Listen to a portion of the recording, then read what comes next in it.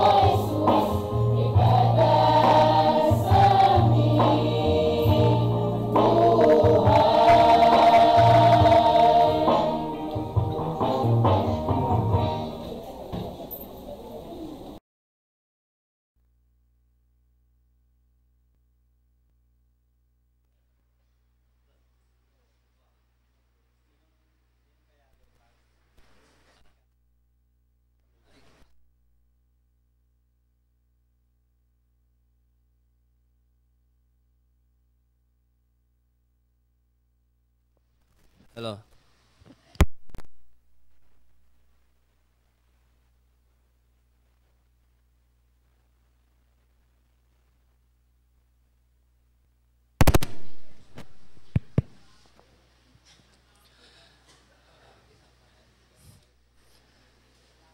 At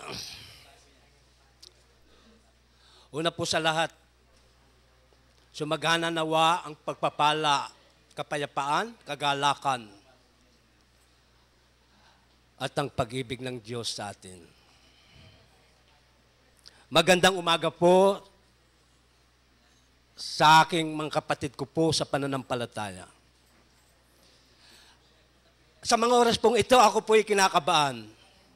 Dahil po konti lang po yung oras. Baka po mapahaba ang aking sasabihin, mayroon pong magtatampo sa atin. Naway, wag naman pong magtampo. Dahil po mahalaga ang salita ng Diyos. Pagpasensyaan niyo po. Tunay nga po ang sinabi ng banal na Batlaya. Ang pagpipigil sa sarili, yun po ay bunga ng Espiritu. Walang kulang, walang mali sa disiplina na ating gagawin. Sa mga oras pong ito, dapat po natin sambahin ng Diyos sa Espiritu at sa katotohanan, araw ng pagsamba. Meron po tayong temang sinusunod. Pagiging kontento. Sa panahon ito, marami pong taong hindi nagkukontento, hindi satisfied sa kanilang mga sarili. Unang-una, sa kanilang pangangailangan. Minsan natatanaw natin, malamig ang panahon, hindi pa rin po sila kontento at gusto nila mainit. Yung iba naman, mahinit, ayaw nila, hindi sila kontento, gusto nila taglamig. Hindi po alam ng Diyos kung ano ang ibig ng tao. Gayunpaman, dahil sa ating pag-aaral, bigyan po nating diwa ang referensyang ating pinag-aaralan. Ang pagiging kontento po ay mapatutunayan ko po sa inyo ay isang mahalaga. Bilang pagtanggap sa ating reliyon, nagdudulot ng kasiyahan, kagalakan, at nagiging kontento na po tayo kung ano ang atin, kung ano ang meron. Dapat po tayong masaya at maging kontento sa buhay natin. Bakit? Dahil po may sumasakop sa atin. Mga kapatid, gusto ko lamang pong basahin ang ating unang referensya. Ang ating referensya po mahaba. Kung ito po ay ating bibigyan diwa, baka po hindi tayo aabot sa 10 minuto. Kaya wag po tayong mainip. Depende po sa ating pag-aaral. Dito po sa referensya po, sa unang Timoteo 6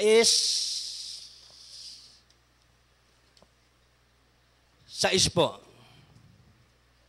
Datapot ang kabanalan na may kasiyahan ay malaking kapakinabangan. Isipin po natin, isang halimbawa po, unang referensya pa lang po ito. Sa isang pagmamaneo, sa umpisa po, nagsasanay tayo. Kapag natuto na tayo, nagtataglay na po tayo ng kasiyahan. Pero, hindi lamang po sa buhay na yon, meron pa pong darating na buhay. Magkakaroon po tayo ng lisensya, magiging professional po tayo. Kaya po mga kapatid, ang ating pag-aaral, tunay nga po, maging kontento tayo. Kung tinatanggap po natin ang salita ng Diyos, ang ating reliyon, sa pamagitan ng ating pananampalataya. Kaya po mga kapatid, napapag-aralan po natin, minsan sa pagsasanay sa ating katawan, may pakinabang rin po. Minsan nasisiyan tayo, natutuwa tayo, lumalakas tayo. higit sa lahat ang pagsasanay po sa kabanalan. Dalasan ko na lang po ang aking pagsasalita nang sa gayon matapos agad. Buklatin po natin ang 4, sa unang Timoteo 4 po, 7-8. Kaya mga kapatid, kinakailangan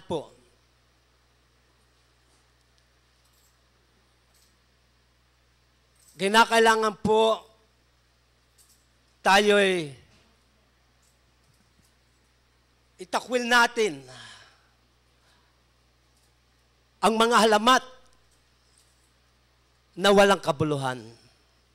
Kinakailangan po ang pagsasanay sa ngayon dahil po sa panahong ito. Dito po, sabi po dito, dito po sa unang Timoteo 4:7 po. Hanggang 8 po, no? Datapot itakwil mo ang mga katang masasama at walang kabuluhan. At magsanay ka sa kabanalan.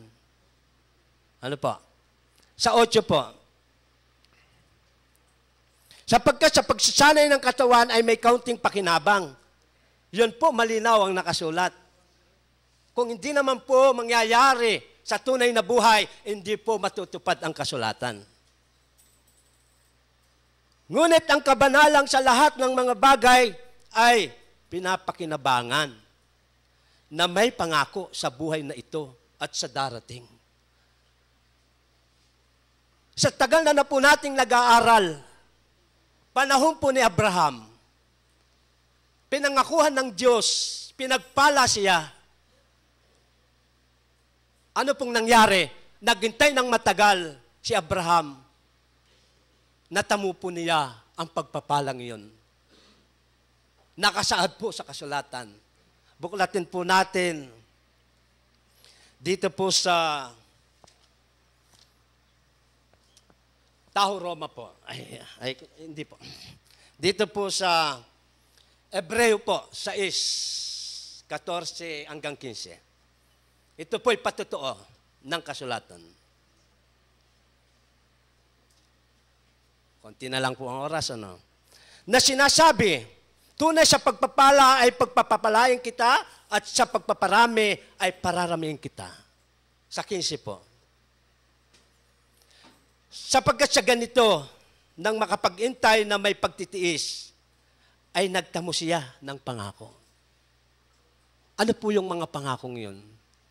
Sa buhay, sa darating pa po ng buhay.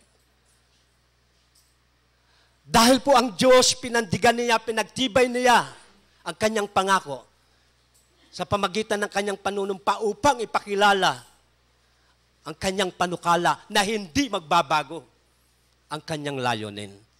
Tunay po ang Diyos. Dumako naman po tayo sa pangalawang referensya sa 8 po. Iusog lang natin sa 7 po.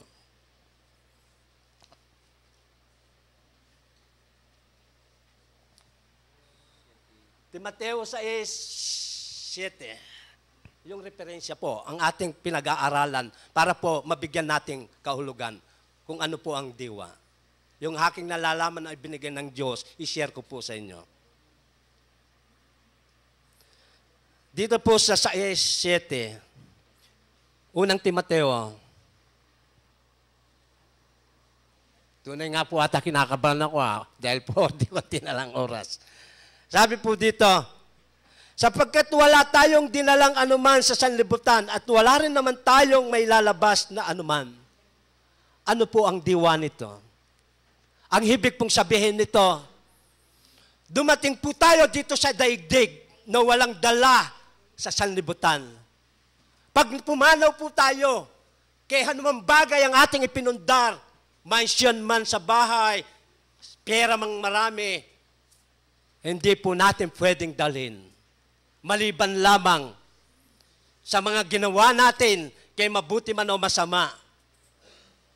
Yun po ang dadalhin ng Diyos sa kahatulan.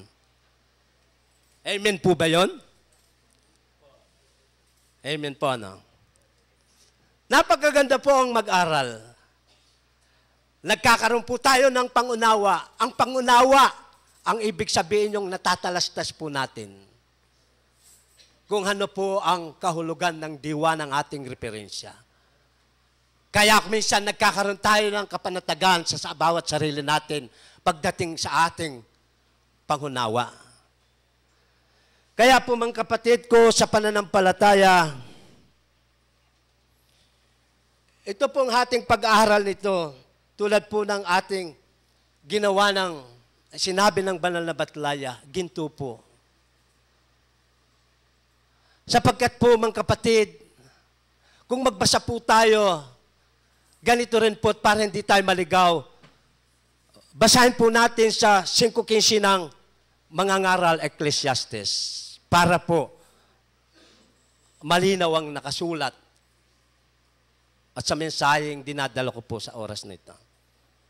5:15 po Ecclesiastes. Kung paanong siya lumabas sa bahay bata ng kanyang ina, ubad na yayahon siya uli na gaya ng siya'y dumating at hindi magdadala ng anuman sa kanyang nagawa na kanyang madadala sa kanyang kamay. Nung si Ob po, nagkaroon ng kahirapan, lahat po ng kanyang mga hari-harian, inalis po ng Diyos. Pero dahil sa kanyang paniniwala, pagtatapat sa Diyos, siya po hindi natinag. Siya po ay lumaban. Ang sabi po, basahin na lang po natin, di ko na po ganong paluwanag. Sa 1:21 po, wala na po kasing oras eh. Sa 1:21 po, para naman po natin malalaman. O 1:21 po.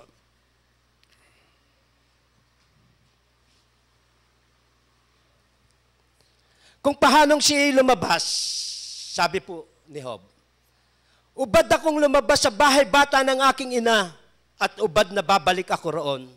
Ang Panginoon ang nagbigay at ang Panginoon ang nag-alis. Puriin ang pangalan ng Panginoon. Hindi po nagkasala si Job. Kaya po maging satisfied na po tayo kung ano po ang atin.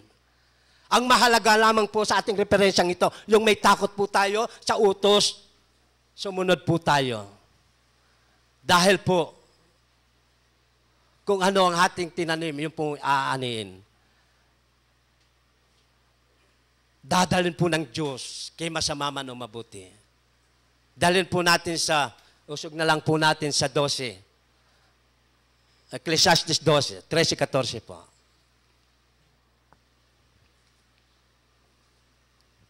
Ito po madalas po nating naririnig.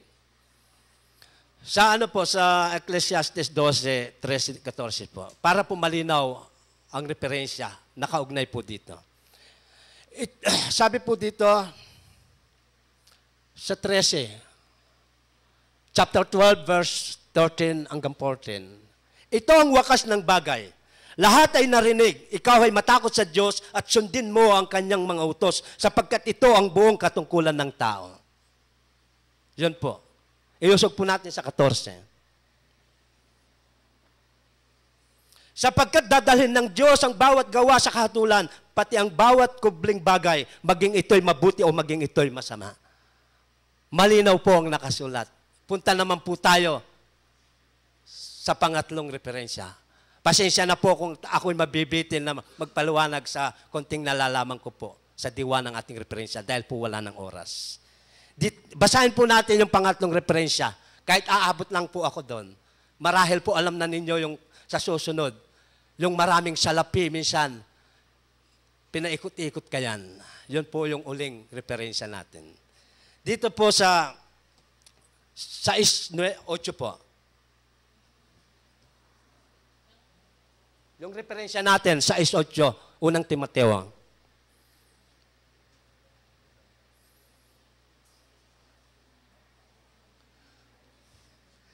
Ngunit kung tayo ay may pagkain at pananamit, ay masiyahan na tayo doon.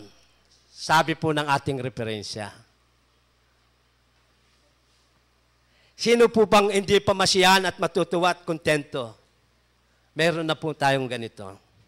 Mga kapatid ko po sa pananampalataya. Buklatin po natin ang Mateo 6:25 po. Ito po ang kasagutan. Kaya nga sinasabi ko sa inyo, huwag kayong mga balisa sa inyong pamumuhay. Sabi pong ganon. Kung ano baga ang inyong kakanin, o kung ano ang inyong iinumin. Kahit ang sa inyong katawan, kung ano ang inyong daramtin, hindi baga mahigit ang buhay kaysa pagkain? Sabi po. At ang katawang kaysa pananamit? Nung tinukso po si Kristo, ano pong sabi niya? Hindi ko na po babasahin dahil po sa 4:4 yon. Hindi lamang sa tinapay nabubuhay ang tao, kundi sa salita ng lumalabas sa kanyang bibig ng Diyos. Sa aling paraan po tayo mabubuhay? Sa kanyang mga salita. Bakit po kaya niya sinasabi yon? Mga kapatid ko po sa pananampalataya. Ang sagot po ay nasa Biblia, Roma 14:17. Hindi ko na po ipaliwanag. Basahin na lang po natin. Ito po ang kasagutan. Roma 14:17. Sapagkat ang kaharian ng Diyos ay hindi ang pagkain at paghinom, kundi ang katuwiran at ang kapayapaan at ang kagalakan sa Espiritu Santo. Yun po ang katotohanan. Tungkol naman po sa ating referensya, dumako po tayo dito, shortcut ko na lang sa Timoteo 9:10 na po. Tungkol po sa mga para po malaman ng...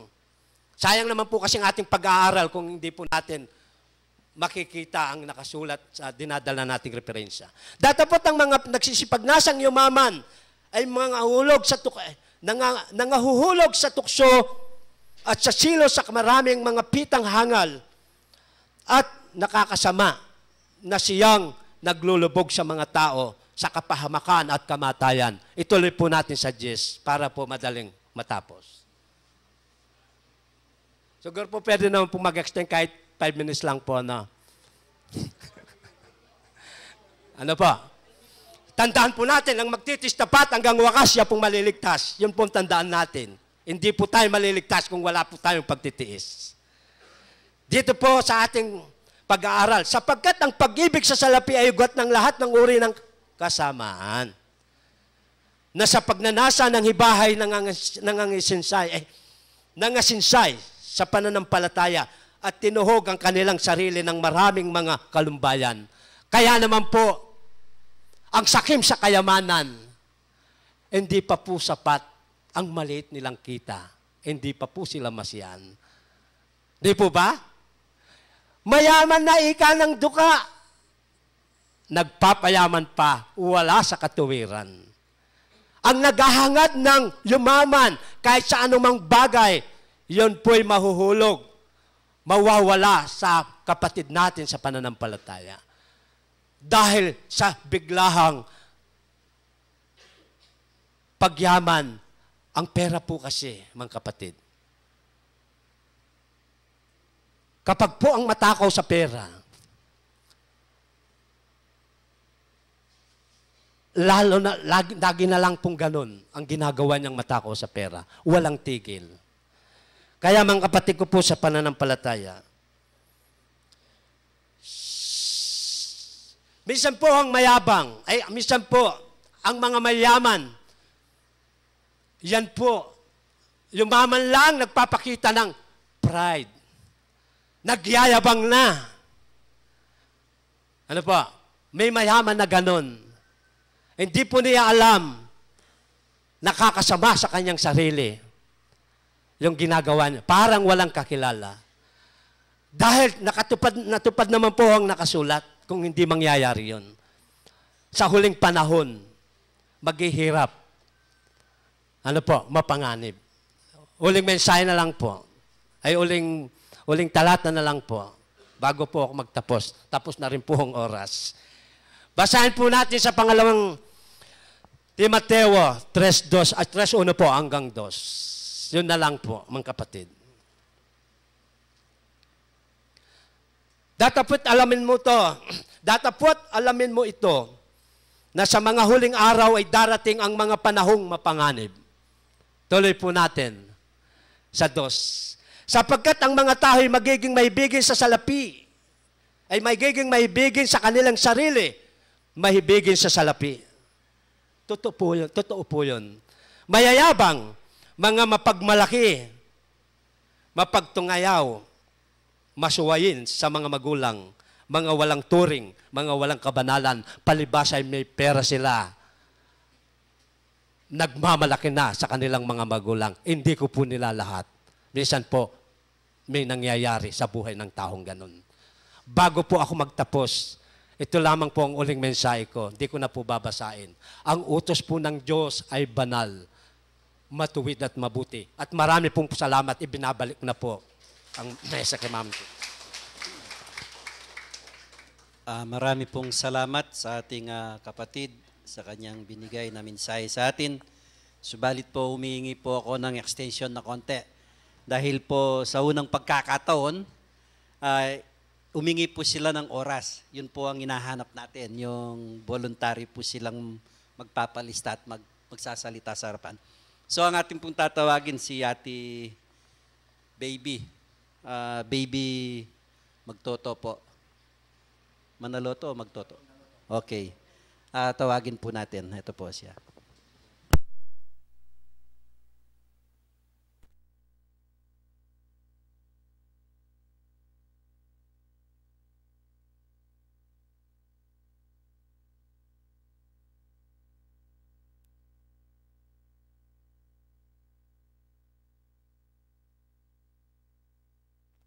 Maya payabak po kaya kayong kapatad ang pumpengari. Minyad ko pong oras ngayon kaya baka na iti.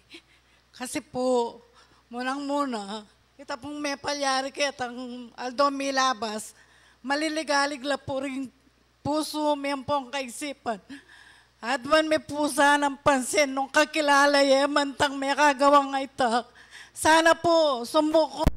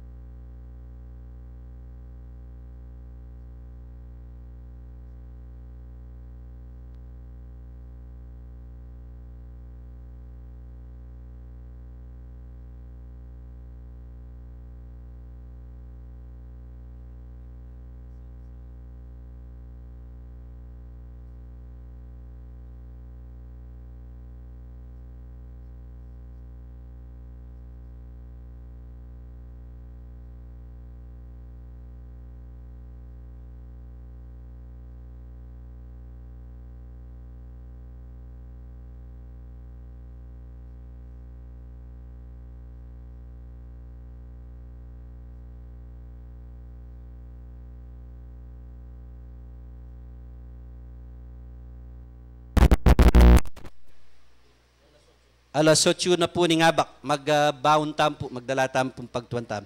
Dakal po salamat.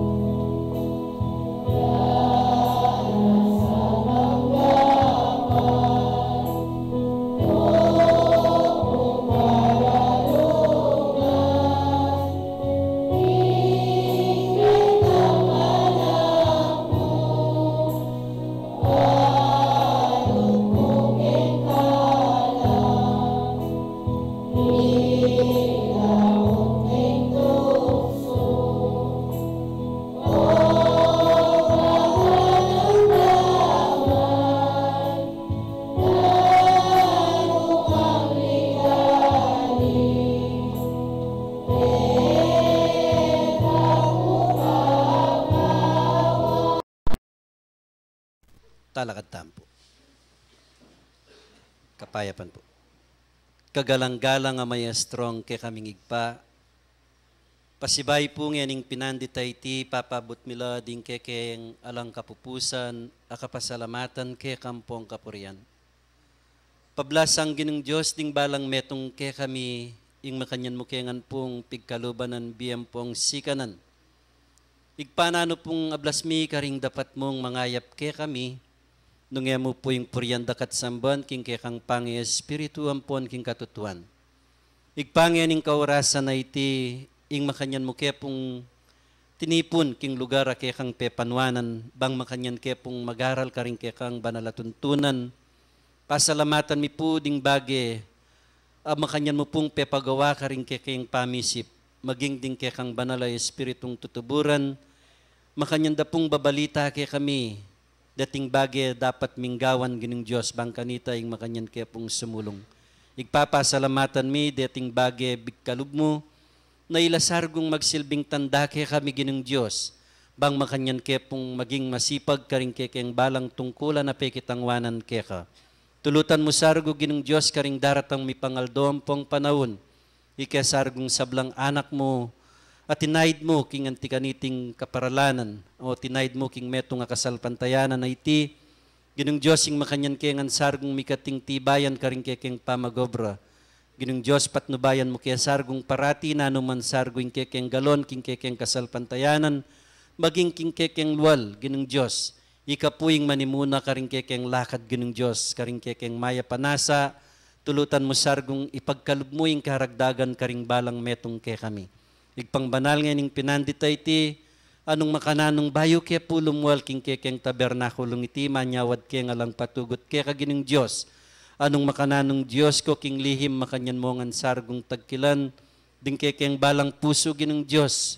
Makanyan mo naman igparet king pamilyang mesugat king aldonapon, Gino, anong makananong paniwalan mi, ikapuing susugat ang pong pakayap karing kekeng puso, at ikaing magkalubustisyan pong kaya kaming anak mo, gining Diyos nga ning pinanditay ti, makanyan mi pong awaran kaya ka, makanyan sargong mamali ka rin kekeng puso, ing kababa ng poning kekang mitmong lugod gining Diyos, bang kanita ing kekengan magkamali ka rin kekeng aldo daratang.